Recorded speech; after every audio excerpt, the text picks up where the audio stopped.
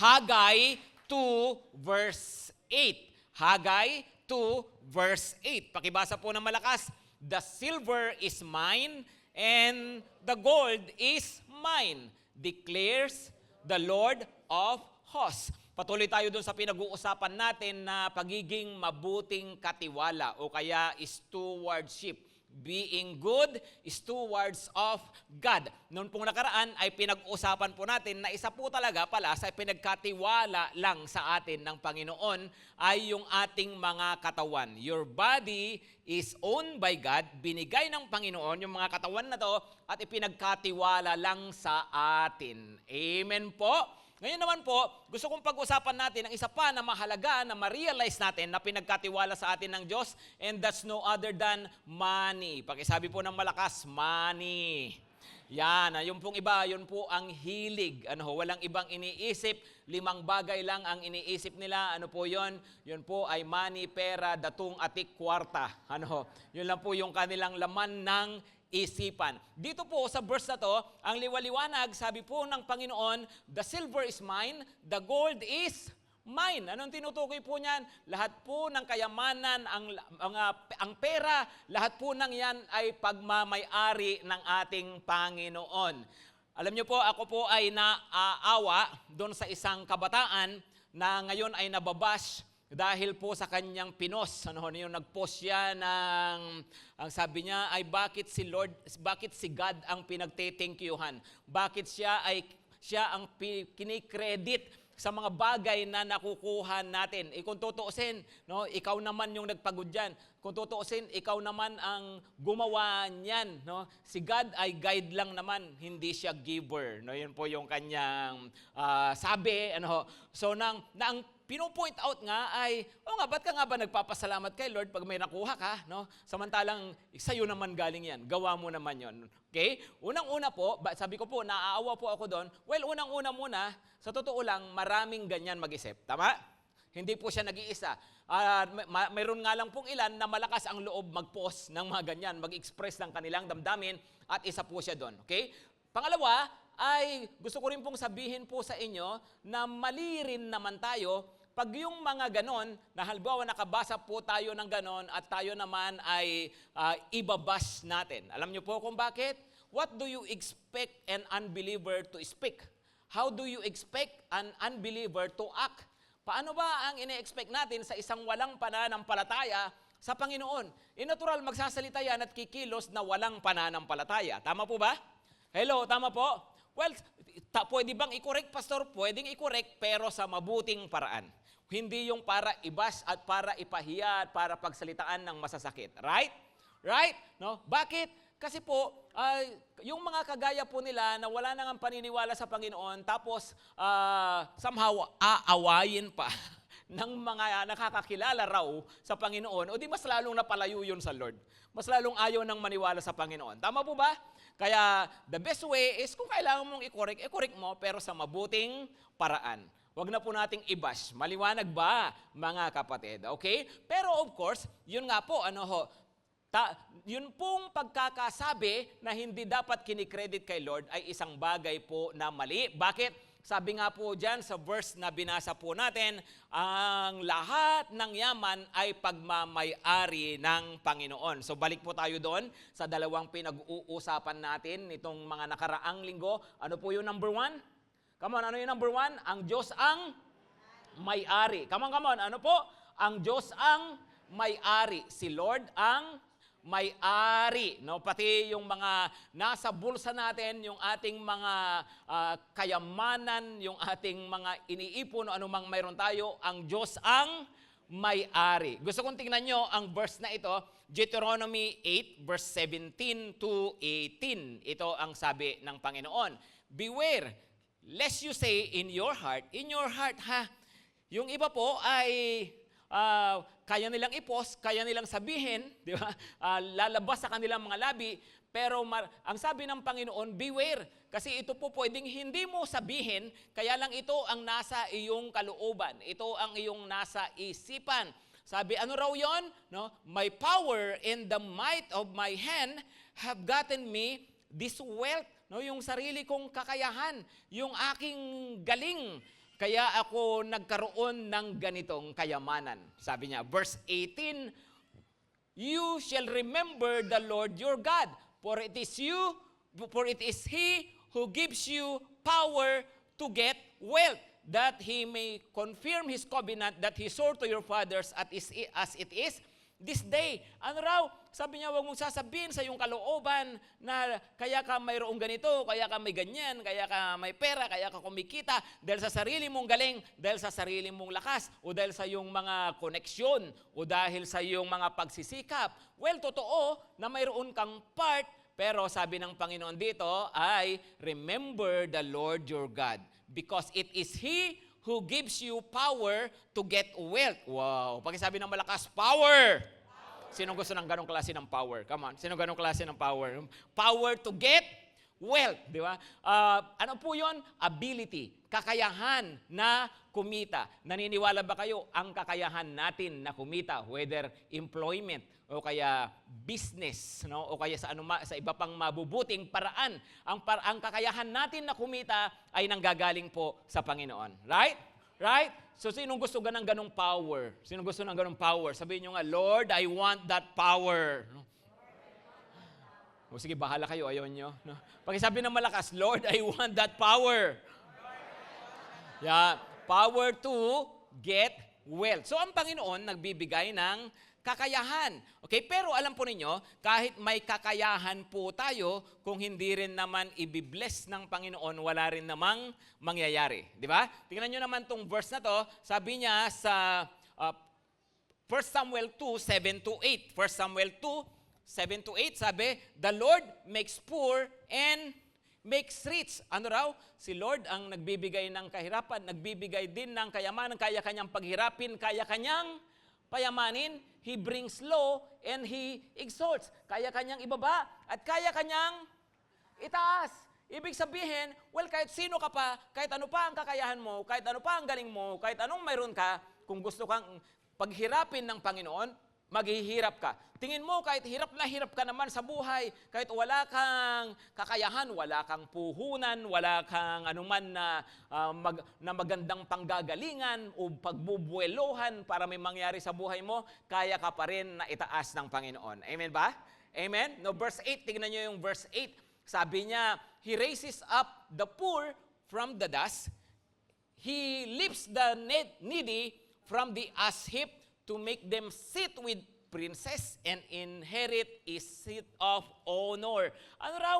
Sabi niya ay iniaangat niya ang mahirap mula sa alabok, no? At ang nangangailangan mula sa abo at pauupuin doon sa trono kasama ng mga prinsipe. Wow! Ibig sabihin, ang Panginoon ay isa po talaga sa ginagawa po niya ay yun pong siya ay nag-aangat. Because God is a God of promotion. Amen?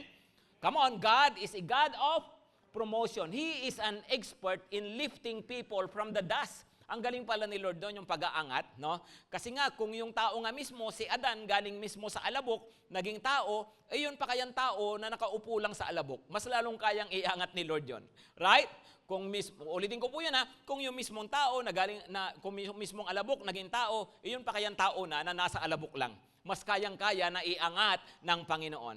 Hello? Amen?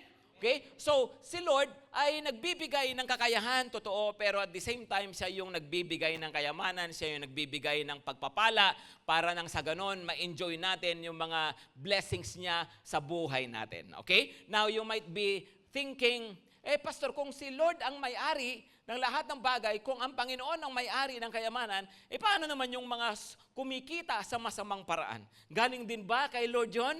Okay? Ganito po, unang-una, kailangan mo nang i-establish natin ang katotohanan ito, ang Diyos ang may-ari.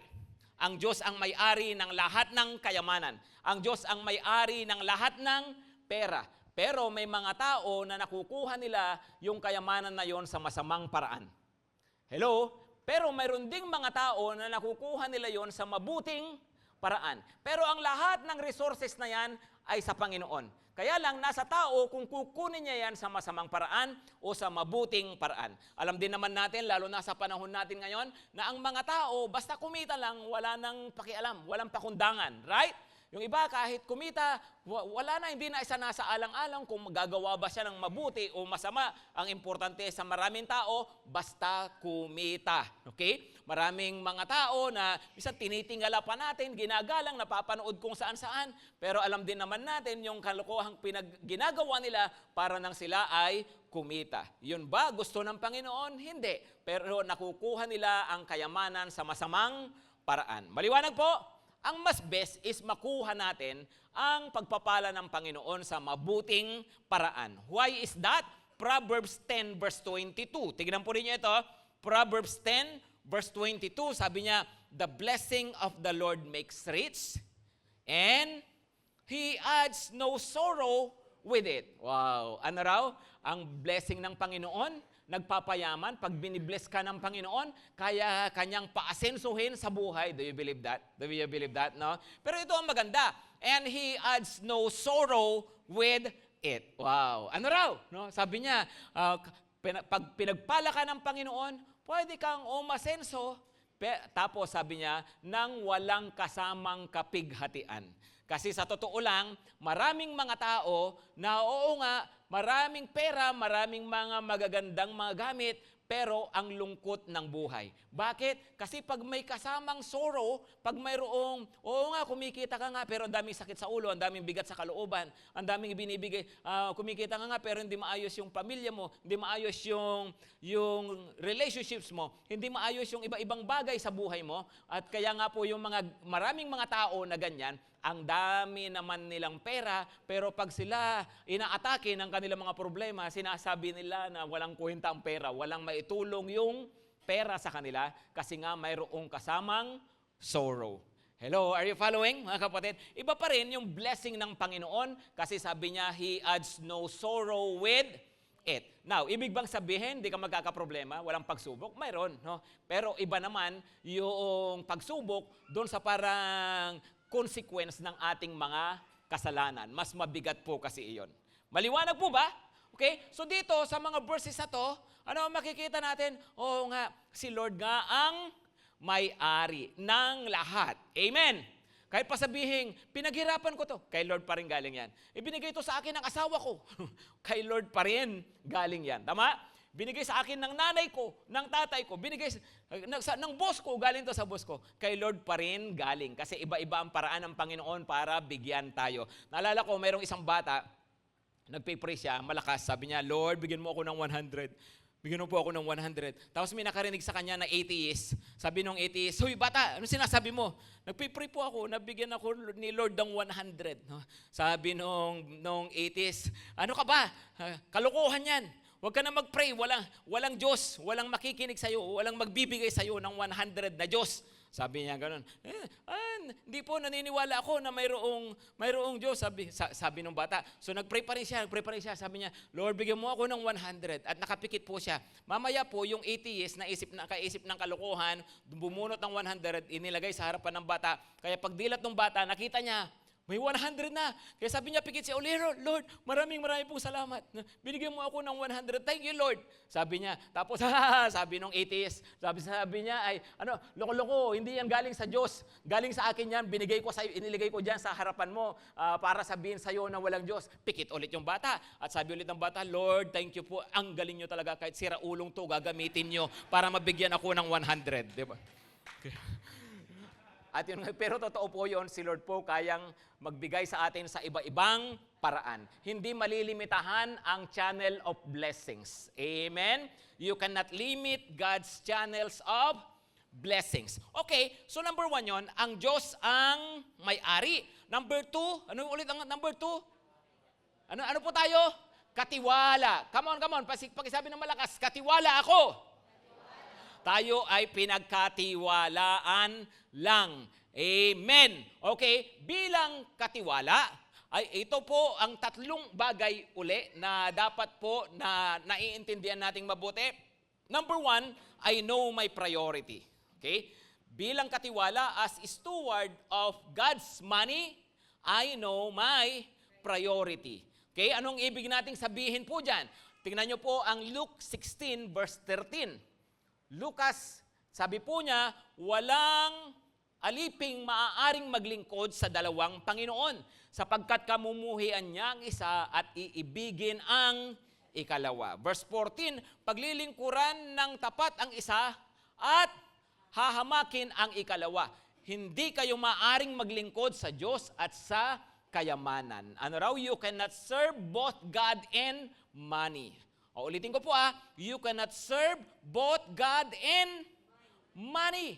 Mag-isip ka raw, pagdesisyonan mo sa sarili mo, ano ba talaga, no? Ang pinaglilingkuran mo, sino ba talaga ang mahal mo? Sabi niya ay hindi ka po pwedeng maglingkod ng sabay sa dalawang Panginoon. Kasi mamahalin mo yung isa, kapupuutan mo yung isa. At yun nga po ang problema minsan, na kahit po yung mga tao na lumalapit sa Panginoon, minsan ay ang nangyayari po sa atin, instead of us loving God and using money, what we actually do is we love money and we use God. Diba? Para ginagamit ng natin si Lord para ano? Para i-bless tayo. Pero ang mas mahal natin ay ang pera. No, mali daw 'yon. No, sabi ng Panginoon, dapat alam mo kung sino yung master mo. Alam nyo, sabi nga po, money is a good servant but a tyrant master. Ang pera ay magaling na lingkod. Magaling na alipin kung hindi ka nagpapaalipin dyan. Pero pag yan ang ginawa mong master, patay ka dyan. Okay? Wala kang satisfaction at walang katahimikan ang iyong buhay. Amen? So, kaya nga po, sabi niya, alam mo dapat, sino ba ang iyong talagang Panginoon? Sino ba talaga ang iyong pinaglilingkuran? Sino ba talaga yung pinakamamahal mo? Kasi minsan, ito po ang problema, when we love money, kahit pa nga po sabihin na hindi na po usapin ng lugar ng Diyos sa buhay natin, minsan pag ang mga tao masyadong nagmamahal sa pera, kaya nilang isantabi, isacrifice yung iba pang mga mahahalagang bagay sa kanilang buhay. Basta kumita. Right? Pwede nilang isacrifice ang kanilang kalusugan. Isacrifice yung oras nila sa kanilang pamilya. Yung isacrifice pati po yung kanilang pangalan, yung kanilang reputasyon. No, bakit? Kasi mas mahal ang pera. No? Kaya nga po, dapat alam natin, hey, wala yan sa tamang lugar. Ibalik mo siya sa tamang lugar. Ang priority ay ang Diyos. Amen? Amen? Si Lord ang number one, tapos tayo po, yung ating mga mahal sa buhay, no? Yung ating sarili, siyempre po, yan po yung mga susunod. Ang pera dapat nasa bandang dulo lamang po yan. Okay, know your priority. Pag sabi ng malakas, I know my priority. Now, speaking of prioritizing God, tingnan nyo po ang Haggai 1 verse 7 to 11. Haggai 1 verse 7 to 11. Yan. Alam ba ninyo kung bakit ganyan ang nangyayari? Sabi ni Lord. Ano ang tinutukoy dyan? Ano yung sinasabi niya nangyayari? Verse 6. Nakalagay sa verse 6 muna, ganito. Kumikita nga kayo, kaya lang parang inilalagay sa bulsang butas. No? Sino nakakaunawa ng ganong expression? By experience. Yung kumikita ka pero parang napupunta sa bulsang butas. Yung iba, butas naman talaga bulsa ko, pastor. Pero, anong ibig sabihin nun? Yung bang, pambira, may kinita ka nga, kaso parang ang bilis na nawala. Di ba? So, yun ang sabi sa verse 6. Kumikita nga kayo, kaya lang napupunta sa bulsang butas. Alam ba ninyo kung bakit ganyan ang nangyayari? Sabi niya, bakit daw? Next, hindi ako nasisiyahan sa mga ginagawa ninyo. Kaya pumunta kayo sa kagubatan at kumuha ng mga trosong gagamitin sa muling pagtatayo ng templo upang ako ay masiyahan at dooy mabigyan ng karangalan. Ano raw? Sabi ng Panginoon, tingnan niyo yung buhay ninyo. Kaya kayo naghihirap. Kaya ganyan, nag-i-expect kayo ng malaki. No? Kukunti yung kinikita ninyo. No? Kikita kayo, inilalagay sa bulsang butas. Bakit? Pinababayahan nyo ang aking bahay. Sabi ng Panginoon, inuuna nyo yung sarili nyong mga buhay, sarili nyong mga bahay, sarili nyong mga pangangailangan, pinapabayaan nyo ang aking tahanan. Sabi ng Panginoon sa mga Israelita, noong panahon na yan. Verse 9, basahin natin, umasa kayong aani ng masagana, ngunit kayo'y nabigo, at ang kaunting ani na inuwi ninyo ay akin lang isinambulat. No? Sabi ni Lord, ang taas ng expectation nyo, pumasok ka sa ganito, nag-business ka sa ganito, di ba sino nang ganon? No? Sino naka-experience ng ganon? May pinasok kang business, may pinasok kang kung ano-anong mga racket, akala mo kikita ka ng malaki kasi maganda nga naman tingnan habang dinodrawing nila, di ba? Habang pinipresent, di ba? Open-minded ka ba? Di ba? Ginaganyan ka tapos ang ganda ng presentation pero pag andyan na po, pag ginagawa mo na, ay hindi naman pala ganun kadali. Right? Pero maliban sa hindi talagang madali, yung mga ganon, ito pa, kapag pawala yung blessing ng Panginoon, lalong humihirap. Okay? Kaya sabi niya, ginawa ko to sa inyo sapagkat abalang-abala kayo sa pagpapaganda ng inyong mga bahay, samantalang ang templo na aking tahanan ay pinababayaan ninyong wasak. Okay? Ano raw? Pinababayaan nyo. Sabi ng Panginoon, kaya ito nangyayari sa buhay ninyo. Nag-i-expect kayo, walang nangyayari. Yung kung may kinita man kayo, nawawala rin agad. Hindi nyo nai-enjoy. Hindi nyo nai-enjoy yung trabaho ninyo, yung income ninyo. Kaya hindi lang sa hindi nai-enjoy, yung expectation nyo, hindi natutupad. Bakit? Kasi nga mali ang inyong priorities. Sabi ng Panginoon, inuuna ninyo ang sarili nyong bahay, ang sarili nyong tahanan, ang sarili nyong buhay. Pero hindi nyo na binigyan ng halaga yung aking bahay. Sabi ni Lord, okay? Anong ibig pong sabihin po nun? No? Na sa panahon ng mga Israelita, yung pong kanilang templo, giba-giba, at sabi ng mga tao, wag na muna natin gawin, at pinagpaliban po nila. Pero sa panahon naman po natin ngayon, ang sinasabi po ng Panginoon, dapat daw po, hindi lang tayo trabaho ng trabaho para sa ating sarili, hindi lang tayo nagsisikap para sa ating sarili, dapat din daw nagtatrabaho tayo para sa Panginoon. Nagbibigay tayo ng oras at lakas natin para kay Lord. Maliwanag po ba, mga kapatid? Mayroon pa bang kasunod yung verse na yan? Okay, sabi niya, iyan ang dahilan, kaya kahit hamog ay hindi kayo napapatakan at ang inyong mga pananim ay hindi lumalago. Matinding tagtuyot ang ipinararalas ko sa buong lupain, sa mga kabukiran at kaburulan at sa mga inaning butil. Sabi ng Panginoon mo, hindi ka man lang napapatakan ng ulan. Hamog nga, wala eh. Diba? At tagtuyot yung buhay ninyo. Bakit? Mali kasi kayo ng priority. Pinagpapaliban ninyo ang paglilingkod sa akin. Hindi nyo ako binibigyan ng time. Mga kapatid, listen. Mind God's business and He will mind yours. Bless God's house. O kaya build God's house and He will bless yours. Okay? Mind God's work and He will mind your work. Come on, no? Alam niyo, baka nga po isa ito sa pinapaalala po sa atin ng Panginoon sa atin. Baka mamaya, dami nating frustrations. Tatanong tayo, Lord, masipag naman ako. Lord, nagsisikap naman ako. Lord, matalino naman ako. Walang gano'n nangyari sa buhay ko. Baka sabi ng Panginoon, alam mo anak, anong kulang sa'yo? Maglingkod ka sa akin.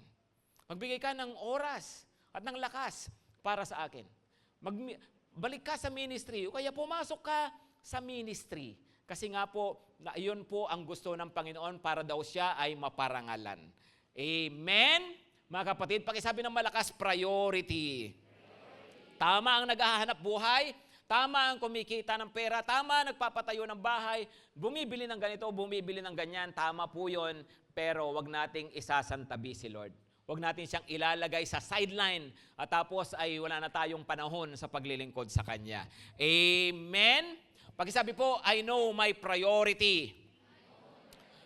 Number 2, I share to charity. Okay? I share to charity. Dahil katiwala ako, I share, nagbabahagi ako ng mga bagay na mayroon ako. Mga kapatid, pag tayo po binibless ng Panginoon, remember, hindi yan para sa iyo lang.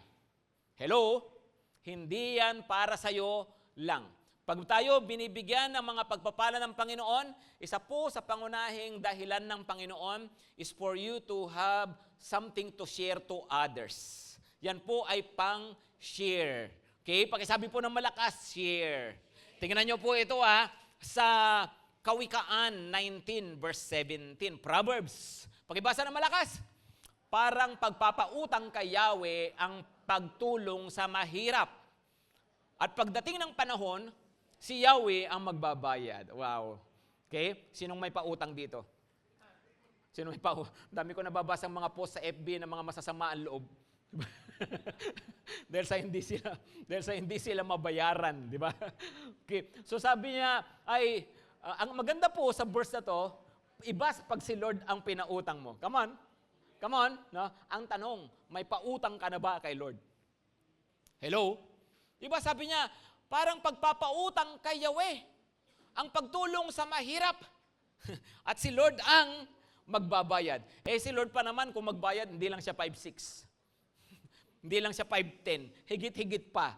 Di ba? Nagbigay ka ng isang kutsara, bibigyan ka ng isang pala, sabi nila. Ano? Kasi nga iba si Lord pag siya ang nagbayad. At sabi dito, sa paano raw natin napapautang ang Panginoon pag tayo matulungin sa ating kapwa. Okay? Alam nyo, ang pagtulong sa kapwa, hindi mo kinakailangan maging mapera. Kaysa aksyon, kaysa mabubuting bagay na nagagawa natin, nakakatulong tayo sa ating kapwa. Right? Okay? Kung pera man, kahit sa maliit na halaga, makaginahawa ng konti, no? Nakakatulong tayo sa ating kapwa. Amen? Hello, amen po ba? Mga kapatid, no? Yung minsan yung maliit na bagay, malaking bagay na po para sa ibang tao, no? Pero ang sabi nga po ng Panginoon, pag daw po tayo nakakatulong sa pagginhawa ng iba, tayo rin naman ay kanyang pinapaginhawa. Sabi rin po sa ibang verses po dyan sa Proverbs. So ganun po pala yun. Si Lord ang ating pinapautang at siya ang magbabayad. Okay? Sino pong gustong magnegosyo ngayon ng pautangan? No? Okay. Come on, sinong gusto? No? Huwag nyo naman lapitan yung katabi nyo, mamaya yung isa sabihin mo, oy, pautangin mo naman si Lord. Huwag naman ganon. Pero, yun po, sabi ni Lord, siya ang tagapagbayad. Alam nyo po, sa Bible, mababasa po ninyo, ang Panginoon napakalaki ng puso sa mahihirap. Hello, ang church, ang mga Kristiyano, hindi po pwede na wala tayong puso sa mga nangangailangan. Dapat po ay tumutulong po tayo. Amen? Amen, no? Pag-usapan natin yung may makakayahan dyan, yung gusto nyo pong tumulong, pag-usapan po natin kasi marami po tayong magagawa para makatulong sa ating kapwa. Gusto ko nga po dito po sa church, magkaroon po tayo ng foundation, kaya karoon po tayo ng iba pang mga charity works, iba ba scholarship, na po isa po yan sa iniisip ko, magpaaral po ng kabataan na of course may kakayahan at the same time committed sa Panginoon, sa paglilingkod sa Panginoon. Double purpose, mapag-aral mo siya at the same time makapag-open ng cell group sa campus. No, at iniisip ko pong campus kasi karami sa mga estudyante po natin galing sa mga public schools, di ba po? Gusto ko pong magkaroon tayo ng scholars halimbawa sa MCU, sa mga private, sa UE, at sa iba pa yung mga malalapit na mga school, no? Kasi po ang point po natin diyan, nakatulong ka na. Tapos, yun pong isang taong yun, magagamit mo pa, parang magiging missionary pa natin siya doon po sa mga campuses na yon. Amen? Naghanap po ako ngayon, papadala ko sa Harvard, no? Sinong lumapit lang kayo, para may cell group tayo doon, ha? No? Pero seriously, sa mga private schools, okay, na mga colleges, gusto po natin na makatulong. Yung may kakayahan dyan, pag-usapan po natin. O ito na naman po tayo, ha?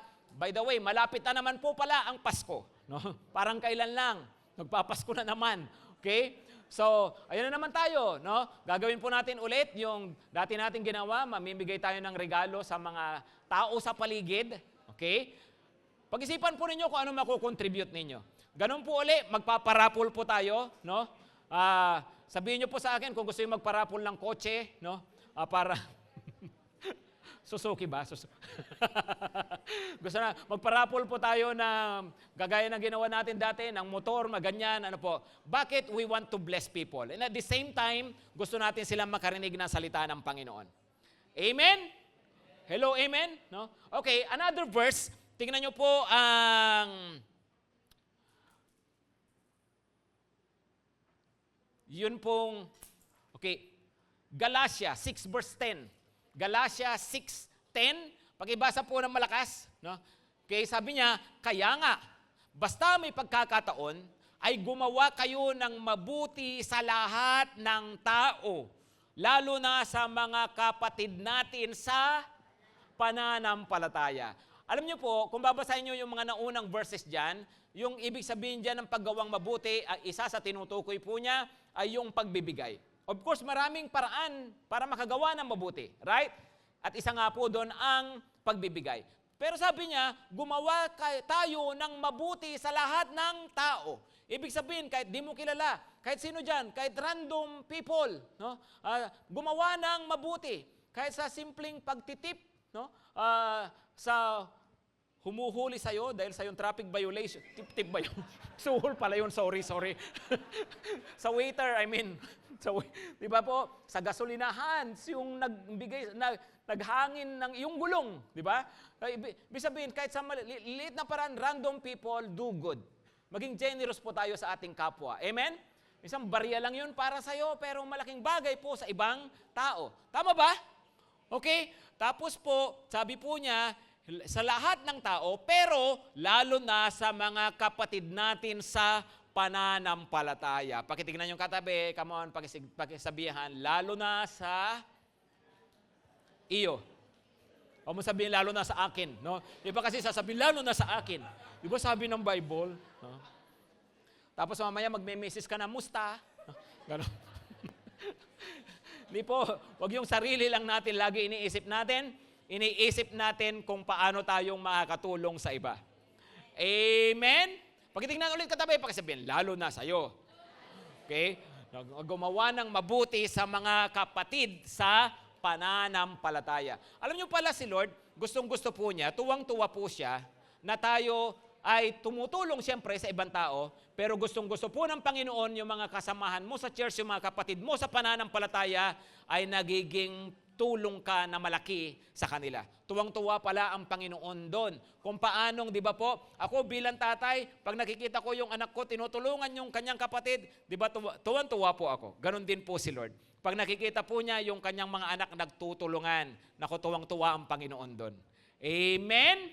Okay? So, I share to charity. Okay, number 3, last. Ano yung number 1 muna? As steward, ano po? I know my priority. Number 2, I share to charity. Number 3, I give royalty. Okay? I give royalty. Pakisabi ng malakas, royalty. Ano ang ibig sabihin ng royalty? Okay, kung kayo po ay mayroong franchise, halimbawa, bawat produkto na nabebenta po ninyo, mayroong royalty mula doon sa may-ari ng company. Di ba? Kasi ikaw ay nag-franchise sa kanya. Halimbawa, kung ang franchise po ninyo ay milk tea, di ba? Bawat cup, bawat nabibili sa'yo, mayroong percentage doon yung may-ari ng brand na yon. Tama? Okay? Kung mayroon ka halimbawa na Jollibee, let's say mayroon kang isang Jollibee, sa totoo lang po, hindi ka lang nagbayad ng franchise fee, kundi nagbabayad ka rin ng royalty fee. Lahat ng kita mo, mayroon pang cut doon si Jollibee. Diba? Yun ang reality. Diba? Kasi nga po, karapatan nila yon, bakit sila ang may-ari. Ganon din naman, nakakumpos ka halimbawa ng kanta. Yung kanta na yon, pag pinapakinggan, binibili, halimbawa, dinadownload o anuman, no? Pinipirata. Pag pinirata, wala kang kita doon. No? Pero halimbawa, nabebenta yung iyong kanta, ano nangyayari? Bawat benta, mayroon ka ulit share. Bakit kanta mo yan? Ang tawag doon ay royalty. Ganon din, pag mayroon kang imbensyon, naka-imbento ka halimbawa ng cellphone na may kasamang aircon. Diba? Yung kapag habang tumatawag yung lamig na lamig ka mula ulo hanggang paa, ganon. Kaya may kasamang washing machine, pwede rin. No? Yun, halimbawa, naka-imbento ka, tapos bawat benta ng invention mo, mayroon ka ulit kita doon, bakit mayroon kang royalty. Pag nagsulat ka ng libro, ganon din. Tama? Nagsulat ka ng libro, bawat benta ng bookstore, ay mayroon ka ulit mapupunta sa'yo, ang tawag doon ay royalty. Karapatan ba nila yung royalty? Oo, bakit? Kasi sila ang may-ari. Sila ang may gawa. Amen? Ngayon, ang buhay natin, kung lahat ng pagmamay-ari natin ay galing sa Panginoon, ang pera natin galing sa Panginoon, tingin ba ninyo masama na kung si Lord ay mayroong royalty? No? Of course, I'm just using the word royalty, pero parang ganun kasi siya. Right? Ano ang ibig sabihin po nito? Tingnan niyo po ang Bible, Malakay 3 verse 10. Malakay 3 verse 10. Bago po natin basahin, mga kapatid, alam po ninyo, pag ito topic sa church, ang comfortable po talaga ako. No? Hindi lang halata kasi cute ako eh. No, pero uncomfortable ako pag sinishare ko po ito, kasi nga, alam ko yung isip ng maraming tao, inisip nila, no, yung church na yan, negosyo lang yan. Pastor na yan. Di ba? Ano lang yan? Kala nila ba, parang binibigay sa pastor. Ganon, pag pinag-uusapan yung pera. Ayaw ng mga tao minsan, pinag-uusapan ang pera sa church. Pero alam po ba ninyo, ang Bible, ang daming sinabi tungkol sa pera. Bakit? Kasi alam ng Panginoon, kailangan natin. Pangalawa, alam ng Panginoon, issue ng puso natin ang pera. Kaya nga paulit-ulit, sabi niya, huwag kang magmahal ng pera. Makontento kayo, ganyan-ganyan. Paulit-ulit si Lord. Importanteng katuruan ng Biblia. Okay? So sabi ko nga, uncomfortable ako kasi alam ko yung masamang isip ng tao, pero importante rin na maituro po ito. Una, kasi kailangan nating matutunan at the same time, kailangan nating maranasan. Kasi baka mamaya po, ito pa ang isang dahilan na kaya napipigilan ang pagpapala ng Diyos sa buhay natin. Amen? Okay? Sabi po niya, pakibasa ng malakas, dalhin ninyo ng buong buo ang inyong mga ikasampung bahagi sa tahanan ng Diyos upang matugunan ang pangangailangan sa aking tahanan. Subukin ninyo ako sa bagay na ito kung hindi ko buksan ang mga bintana ng langit at ibuhos sa inyo ang masaganang pagpapala. Wow, ang ganda ng verse na yan. Actually po, napakaganda ng verse na yan. Tama ba? Tama po? Di ba? Kung tatapusin nyo hanggang dito sa susunod na sentence, subukan nyo ako, bubuksan ko ang masaganang, ang bintana ng langit at ibuhusan nyo ang masaganang pagpapala. Di ba ang sarap pakinggan ng verse? Kaya lang yung iba kasi nakatutok lang doon po sa naunang bahagi. Yung sabi niya, ibigay nyo sa akin ang ikasampung bahagi. Doon po silang takot na takot. Ano? Okay? Pero alam po ninyo, pwede kang manginig doon sa first sentence, pag itinuloy mo, kikiligin ka. Sweet naman ni Lord, di ba? Sarap naman nito palang verse na to. Amen? Okay, balikan po ninyo yan. Balikan po ninyo yung naunang sentence. Sabi niya, dalhin nyo ng buong buo ang inyong mga ikasampung bahagi. Alam nyo, may mga royalty 20%, di ba? Sa mga company. Hello? Yung iba po ay 15%. Na iba-iba po yung royalty ng mga companies. Si Lord, na may-ari daw ng lahat na mayroon tayo, may-ari ng buhay natin, ang sabi niya ay dalhin nyo sa akin ang ikasampung bahagi. Kaya nga po, yun pong narinig natin from time to time dito sa church. Sabihin na, ibigay po natin ang ating tithes and offering. Di ba po yung nga po, yung tithes, ikasampung bahagi. No? Bakit? Sabi niya, upang matugunan ang pangangailangan sa aking tahanan. Tingnan niyo po ito Sabi niyo, dalhin niyo saan? Ang ikasampung bahagi sa tahanan ng Diyos. Alam niyo po, maganda pala na pag nagbibigay tayo sa Panginoon, mayroon kang system. Actually po, tithe is systematic giving. Meron kang sistema. Ibig sabihin, hindi lang yung, kung ano lang yung trip mo, ganon. Kundi meron kang ikinomit na percentage sa Panginoon para maluwag o hindi, basta commitment mo yon sa Panginoon. At si Lord pala napaparangalan sa ganon. Sabi niya, dalhin ang ikasampung bahagi sa tahanan ng Diyos. So, ibig sabihin, ito po, para daw po ito sa gawain ng Panginoon. Amen? Upang matugunan ang pangangailangan sa aking tahanan. Okay? Alam po ninyo, dito po sa church natin, mga kapatid, sa totoo lang, okay naman po tayo. No, okay naman tayo. Actually nga po, yung church natin mukhang pangmayaman. Tingnan niyo katabi niyo, Mukhang mayaman, di ba? Pero 20 lang pera niyan ngayon sa bulsa.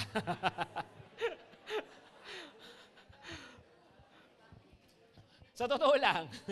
Okay, itinuturo ko po ito kasi po dahil nga po sa kailangan nating matutunan. Pangalawa, kailangan nating maranasan ang pagpapala ng Diyos sa buhay natin. Amen? Hello, amen po? Sa totoo lang po, okay po tayo dito sa church, na natutugunan naman yung mga pangangailangan natin. Di ba sabi ko po last Sunday, dahil ang init-init, no? Sabi ko, next Sunday, mapapalitan na yung aircon, no? So, pinalitan naman po natin agad, no? Na dahil nga po sa nasira, no? Nasisira na. So, napalitan naman po natin agad. Of course, praise God for that. Okay? Pero, yun nga po no? Na okay naman natutugunan yung ating mga pangangailangan dito po sa church. Pero gusto ko po sana, ako po ang desire ko, sana ang GTC magkaroon pa ng financial freedom. Anong financial freedom? Bakit? Para saan yun, pastor? Pag kailangan natin ng pera. Naisip ko po sana, pag nagsa-service tayo ganito, nagche-church kayo, nakaupo kayo sa recliner, yung lazy boy, ganon. Tapos, mayroon pang kasamang massager, yung pag gano'n mo ng paa mo. Tapos may kanya-kanya pa tayong TV, hindi na natin ay gagamit ng ganito. O kaya meron tayong VR, nakasuot tayo ng VR, tapos magpipritz ako sa bahay, pero nakikita nyo ako dito, yung gano'n na lang ba? No?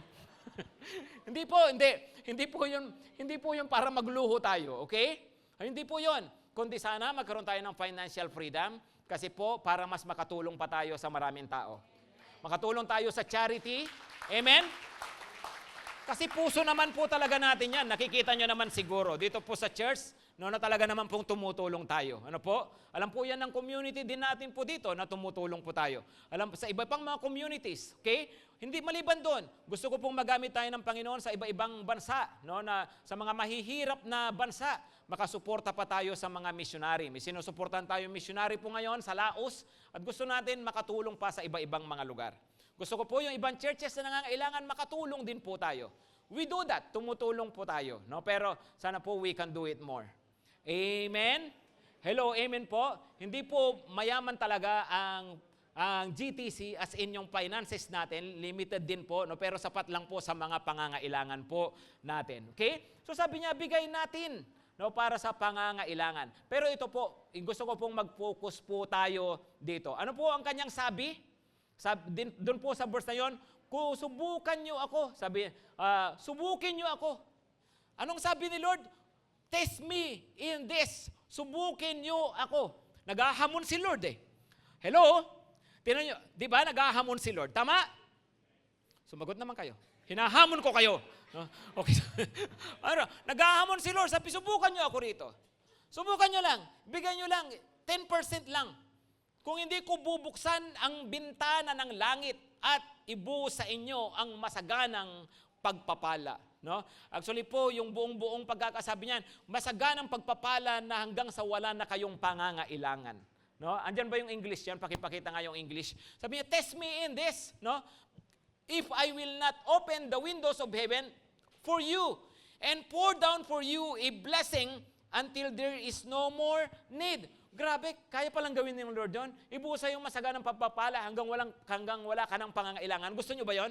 Hello, kasi yung bang nagmamakaawa ka na, Lord, tama na, please, lunod na ako sa blessing mo. No? Lord, tama na. No? Pwede ba yung kapitbahay ko naman? No? Nagpipray ba kayo ng ganon sa kapitbahay nyo? Diba?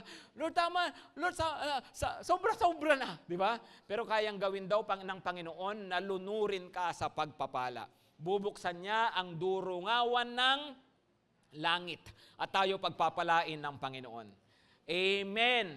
From time to time, at di ko nakakasawaan naman na i-share, from time to time, ay nasasabi ko po yung mga kilalang mga tao na talagang nasubukan po nila ito. Nung kalakasan pa ng Kristyanismo sa Amerika, sa US, halos karamihan po ng mga malalaking mga negosyante ay mga Kristiyano. At alam niyo po kung paano sila nag-umpisa sila lahat na maliliit.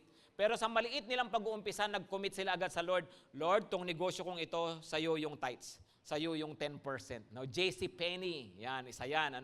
Si William Colgate, no? Hulaan nyo kung anong business ni William Colgate. Sige nga. Di ba? Close up. No?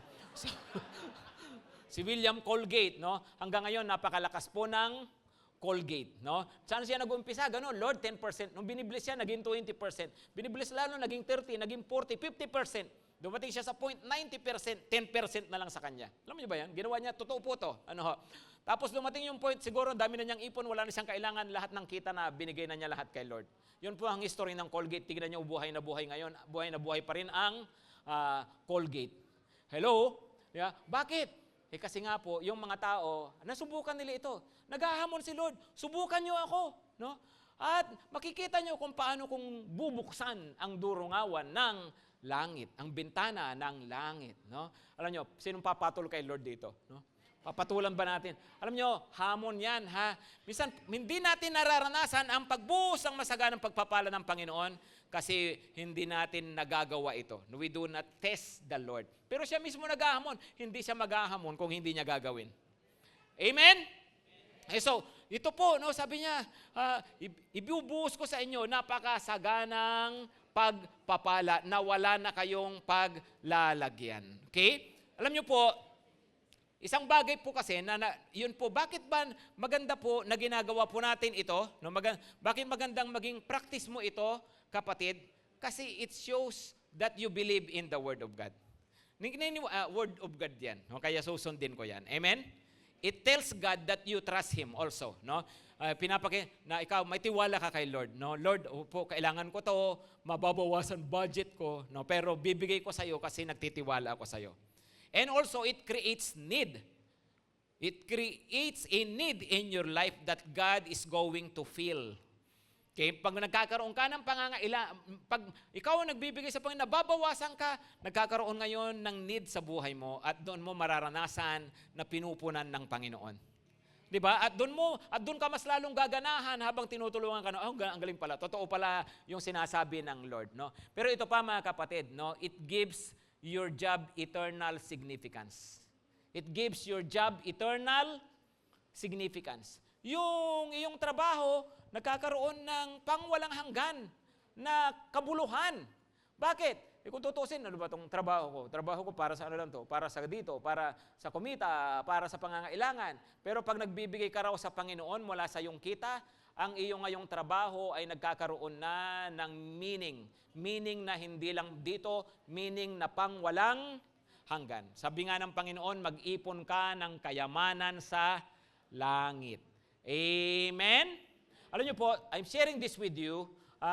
Dito po sa church po natin, of course, may mga gumagawa po niyan, no, nakita po nila, marami pong makapag-testify, oo nga, totoo nga. Hindi mo talaga matatalo si Lord sa bigayan. Amen? Hello, amen po ba, mga kapatid? Kami po, again, sinishare ko ito hindi sa ano pa man, no? Sinishare ko po ito kasi as your pastor, ay gusto ko pong maging example. At the same time, sinishare ko po ito sa inyo para hindi ako pinag-iisipan. No? Kasi pag nagsasalita tungkol sa pera, ang hirap eh. Baka mamaya isipin na siguro gusto ni pastor no? Para mayroon siyang makupit. No? Di ba yung ganun eh? No? Kaya po ako open po ako sa inyo. Actually po, nung ako estudyante pa lang, bago ako gumraduate na, siyempre, estudyante nga eh. No? Sa Bible School, ay nag-commit na po ako sa Panginoon. Nag-pray ako, Lord, di ako magta-tithes. No? Yun po yung commitment ko, hindi ako magta-tithes. No? Ang commitment ko, magto-twice ako. No? Twice, ang tawag ko, 20%, twice the tithes. Nag-aaral pa lang ako, galing ako sa mahirap na pamilya, walang trabaho, hindi ko alam kung ano mangyayari sa buhay ko. Tapos po, yun, naging pastor po ako. Nung panahon po na nagpastor ako, nung 4,000 ang minimum, ang sweldo ko po sa church, 2,000. No? Binabawasan ko pa ho yun. Binibigay ko pa yung para sa Panginoon. No? Tapos po, nung nag-asawa po ako, ang ginawa ko po, nag-asawa po ako nang kaya akong buhayin. Kaya nga sabi ko nga noon, nag-asawa ako ng mascom, ako chemist. No? Si Mami Weng kasi mascom naman talaga tinapos niya, pero hindi ako nagtapos ng chemistry. Siya mas kumikita, ako kay Mrs. Umaasa. Noong mga panahon. Pero dumating sa point, nag-decide kami mag-asawa, gawin natin, Daddy, dagdagan na natin.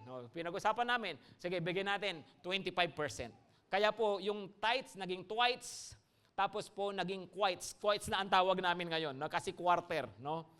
Quarter na. So, quites na po. Pero nakita po namin, hindi po nagpabaya si Lord. No? Nakita po namin kung paanong binibless ng Panginoon yung buhay po namin. Ngayon po, binigyan kami ng business ng Panginoon. Glory to God. At ganoon din po yung commitment po namin. Ang ginawa nga po namin ngayon sa business po namin, 50% ng income ay 50% po. Ginagawa namin yung 1/4, yung 25% para kay Lord, yung 25% para naman sa charity. No? So meron kaming pang charity, meron kaming pang royalty. No? At the same time, yung buhay namin, pinaglilingkod namin kasi yun ang aming priority. Amen, mga kapatid. Now, I share this with you. Sige po, palakpakan po natin po si Lord. Glory to God po, glory to God. Di ba sabi ng Bible, Pastor, no? Pag magbibigay ka, huwag mo nang ipakita yung ginawa ng kaliwa sa kanan. Ba't ka nagkukukwento ng ganyan? Hindi po, kasi po, kahit naman po sa Bible din, iba po yung motibo po ng nagkukwento ka para ipagmalaki mo. Ha? Okay, para maging bida ka. Pero iba yung nagkukwento ka kasi para gayahin ka. Right? Ganon ang ginawa ni David. Sabi ni David, nagbigay na ako ng ganitong kalaking alaga para sa templo. Dahil po sa pagkukwento niya, nagbigay yung mga tao. Okay? At napatayo ang templo ni Haring Solomon. Maliwanag? Hello, maliwanag po ba? Mga kapatid, so alam nyo po, maganda kilalanin natin, Lord, sa'yo naman lahat eh. So, bibigay ko sa'yo yung para sa'yo, ibabalik ko lang yung para sa'yo, Panginoon, tapos bahala ka na sa akin. At maniwala po kayo, kung yung iba po, bago sila mag-tithes, nagkukulang sila. Kulang sila. Tapos po, dahil sa, parang kulang sila, ayaw nila siyempreng magbigay. Pero nung nasubukan nila magbigay, nabawasan na nga sila, pero sumapat sila at sumobra pa. Yun po ang nangyayari po sa marami na talagang nasubukan ang Panginoon. Kasi hindi mo matatawaran ang kayang gawin ng Diyos sa buhay mo. Amen? Hello, amen po ba? Mga kapatid, So magtiwala lang daw po tayo sa Panginoon. Okay? Tingnan nyo po ito Gusto ko ipakita sa inyo itong verse na to. Kasi mayroong argument dyan. Sabi ng iba, di ba pastor, di na applicable sa atin yan? Kasi nga, yung pagtatays na yan, di ba, turo yan, batas para sa mga Israelita. Di ba? Okay, basahin niyo po itong verse na to. Genesis 14, verse 18 to 20. And Melchizedek, king of Salem, brought out bread and wine. He was priest of God Most High. Okay, si Melchizedek. Tapos verse 20. And he blessed him and said, Blessed be Abram. Sino raw? Si Abraham. By God Most High, possessor of heaven and earth. Si Lord ulit ang may-ari. Amen? Tapos, and blessed be God Most High, who has delivered your enemies into your hand. Tapos, ano nangyari? And Abram gave him a tenth of everything. And Abram gave him a tenth of everything. Okay? So, ba't ko po ba ipinapakita sa inyo? Kasi po, ang pagbibigay ng tithes pala, hindi yan dahil sa batas ni Moses. Alam niyo po ba kung sinong nauna sa mundo? Abraham muna. Mga after 500 years, saka si Moses. Okay, so ang layo ng agwat. Tapos yung binasa nating nagsulat, si Malakias, propeta naman yon, bandang dito pa. Okay? Na ipinapaalala naman niya yung sinabi ni Moses. Are you following? Okay? Abraham, Moses, Malakias. Okay? So ibig sabihin, yung pagbibigay pala ng tithes ay hindi lang dahil sa batas ni Moses, kasi dito pa nga lang si Moses eh. Ibig sabihin, wala pang batas, si Abraham ginagawa na niya. Ganon din si Jacob. Sabi ni Jacob, Lord, lahat ng bibigay mo sa akin, bibigay ko sa inyo yung tithes, yung 10%. Sabi niya, bakit? Ibig sabihin, ang pagta-tithes, hindi yan ginagawa dahil sa batas, dahil sa utos. Ginagawa yan dahil sa pagkilala lahat ng mayroon ka galing sa Diyos. Ginagawa yan dahil mahal mo si Lord. At naniniwala ka, ang Panginoon, ang pinanggagalingan ng blessing mo at kaya niya kanya lalong i-bless sa buhay mo. Amen? Hello, maliwanag po ba? Mga kapatid, I hope you see my heart. Ano po, sabi ko po, uncomfortable ako pag ganito, pero tinuturo ko po ito sa inyo. Una, kasi nga po, bahagi yan ng salita ng Panginoon at talaga naman pong pagmamayari ng Panginoong buhay natin. Pangalawa, para na sa ganon, maranasan naman po natin lalo yung blessing ni Lord sa buhay natin. Pero pong isang pastor na ayaw nagtuturo ng ganito, no? Kasi nga natatakot siya, baka mamaya yung mga tao kung anong isipin, no? Bandang huli, itinuro niya. Tapos po katagalan, inaway siya ng mga tao, no? Bakit siya inaway? Sabi niya, Pastor, pambira, alam mo pala yun, bakit ngayon mo lang itinuro? No? Ngayon tuloy, nung itinuro mo, ginawa namin, pinagpala kami. At na-bless kami. Kung sana nung pa itinuro, di sana. Noon pa kami na-bless. Dahil dyan lumayas ka, wala kang kwenta. Hindi po. Okay, ang point po, si Lord po, kaya pang gumawa ng higit sa buhay natin. Amen po? So mga kapatid, itong tatlong ito, mapapansin po ninyo, alam ni Lord, kailangan natin ng pera. Tama? Pero pag siya raw yung priority mo, napansin ninyo, sabi niya, ibibless, doon sa Hagay, ibibless ko kayo. Maglingkod kayo sa akin, ibibless ko kayo. Right? Yung iba naman, sabi ng Panginoon, charity, tumulong ka. Ibibless kita, para ka nagpapautang sa akin. Pangatlo, sabi ng Panginoon, royalty. Pag tayo nagbibigay daw kay Lord, sabi niya, ibibless din niya tayo ng nag-uumapaw. Amen? Tumayo na po tayong lahat, mga kapatid. Sige po, tayo tayong lahat.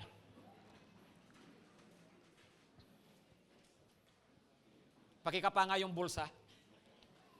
Kausapin mo yung wallet mo, saka yung pera mo, sabihin mo, oy. Sabihin mo, kay Lord ka. Starbucks mamaya ka mo. Mali-maling application. Hindi nga. Dapat po tayo mismo, convinced tayo na talagang ang lahat ng mayroon tayo, pagmamay-ari ng Panginoon. Amen? Iwisan kasi kung makakapit tayo, di ba, parang, kala mo, sayong-sayo talaga. No? Kasi nga hindi natin naunawaan eh. Si Lord ang nagbigay sa'yo. Ngayon, kung mapagkatiwalaan ka ng konti, di mas lalo kang pagkakatiwalaan ng Panginoon ng marami. Di ba? Hello? Kung pinagkatiwalaan ka ng Panginoon ng kanyang kayamanan, tapos alam mo ito kung paanong gamitin at alam mo ito kung paanong ilagay sa tamang lugar, malamang yan, mas pagkakatiwalaan ka ng Panginoon ng higit pa. Ganun po kasi ang prinsipyo po ng Panginoon. Amen? So, si Lord ang may-ari. Yumuko po tayo lahat at pumikit. Narinig po ninyo ang salita ng Panginoon. Priority, charity, royalty. Kung sa oras na to, nagre-respond ka sa Panginoon, tumutugon ka sa salita ng Panginoon, sagutin mo lang siya, galing sa puso. Between you and the Lord. Between you and the Lord. Commitment mo ito eh. Hindi ako hihingi sa'yo ng anuman na sign, pero ikaw na mismo, makipag-usap ka kay Lord. Sabihin mo sa Kanya, yes, Lord. Yes to priority. Yes to charity. Yes to royalty. Usapan niyo, dalawa po yan ni Lord. Salamat po, Panginoon. Let me pray now. Lord, salamat. Ikaw ang may-ari ng lahat. Silver are yours, gold are yours, everything are yours, Lord. Maraming pong salamat, Panginoon. All things are yours, Lord. Salamat po sa katotohanan ito. At narito nga po kami, Panginoon. Tulungan mo kami maging mabuting katiwala ng mga bagay na mayroon kami. Financial man, kalusugan man, panahon, lahat ng bagay na mayroon kami, tulungan mo kaming maging mabuting katiwala. At Panginoon, pinapanalangin ko nga po yung mga pangako ninyo na kasama ng mga pinag-usapan namin ngayon. Yung pangako ninyo na pagpapala kasama ng pagpaprioritize namin sa iyo. Pangako nyo na pagpapala pag ikaw kami nagkakawang gama. Kasamang pagpapala kapag kami nagbabalik ng aming mga kinita sa iyo, Panginoon. Yung lahat ng ito, Lord, ipa-experience mo nawa ng lubos-lubos sa amin. Mas maranasan ka namin. Palakasin mo ang aming loob. Alisin mo ang takot, Panginoon. Tulungan mo kaming manampalataya upang magawa namin yung mga pinapagawa nyo sa amin. Panginoong Diyos, marami pong salamat.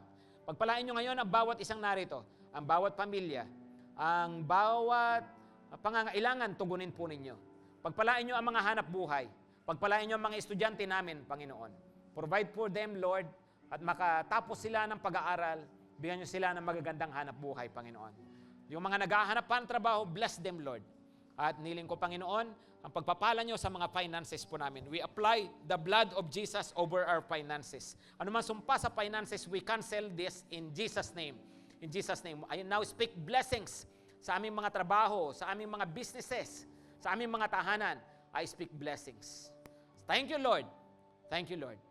At ngayon po, Panginoon, tinatanggap namin ang basbas nyo sa buhay namin. Mga kapatid, pagpalain kayo ng Panginoon at ingatan kayo. Pagliwanagin ng Diyos ang kanyang mukha sa inyo, maging mapagbiyaya siya sa inyo. Ibaling niya ang kanyang tingin sa inyo. Maranasan niyo lagi siya sa inyong buhay. Sa pangalan ng Panginoong Jesus. Amen at amen.